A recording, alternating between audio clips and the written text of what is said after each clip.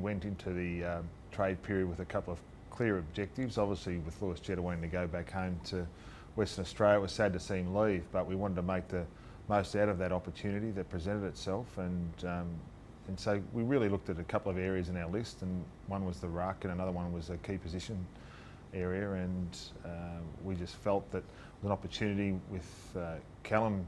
great form this year and how he really developed into a regular player for the West Coast Eagles, that we thought would be an opportunity for him to come to our club, and fortunately he jumped at that opportunity, and so we're really looking forward to getting him in and strengthening our ruck division, and particularly with Mike Pike retiring. And in the other area, obviously with our key defence, we were fortunate enough to be able to see that as the trade period evolved into a good healthy discussion with Michael Talia. He's played a fair bit of senior football this year with the Western Bulldogs, who had a great year, and he can help really strengthen up our depth in that key defence positions. And we know we've got some blokes down in that area of the ground that have been fantastic servants, and we hope still will be, but the reality is we needed some more depth in that area, and we believe that Michael can play some really good solid football for us. We spoke to Craig Bird at the end of the season about if there was an opportunity for him to go somewhere else. He was still contracted for another year, but if there was an opportunity that presented himself for him to play some more senior football, we wouldn't stand in his way, and we'd in fact do whatever we can to help him get to the club of his choice. And so there were some discussions happened through that period, but it didn't happen until really late, and Essendon were quite keen. They saw some opportunities for him that maybe would have been more than what was presented to Craig this year. He had a couple of players. He started the season really well, but then with the increased form of Tommy Mitchell and obviously Luke Parker and Josh Kennedy, and he had a few players in front of him here this year, and next year we weren't quite certain what that might look like, and Craig saw the opportunity at Essendon, and we were really happy to facilitate that, and hopefully Craig, you know, as a premiership player, he's still welcome back to this footy club any time he likes, but I'm sure he'll go on to some bigger and better things at the Essendon Football Club. Mike Pike is, as we all know, one of the more unique stories in AFL football. It's been an incredible journey, and really as the year panned out, he was probably thinking more and more about life after football, and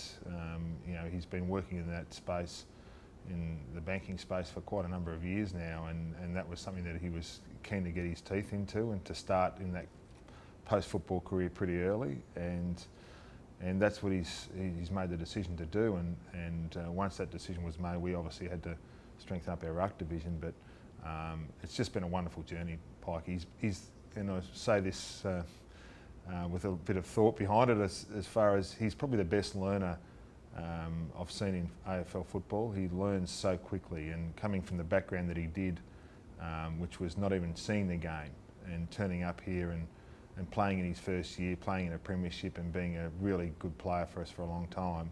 it's a real credit to his ability to be able to learn. He's a very smart guy, and he's been able to pick things up so well. You can just tell him one thing and he can pick it up. You don't have to reinforce it too much,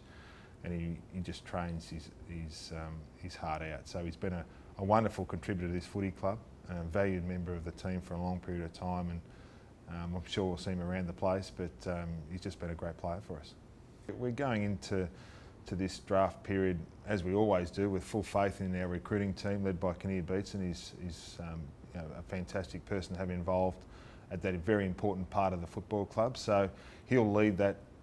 discussion and what happens on draft night, as he always does. And I'm a bit unsure about how it'll work itself out because of the new point system. So it'll be interesting to see how it goes, and certainly for the fans and the supporters, they'll be interested to see how it goes as well. But we've obviously got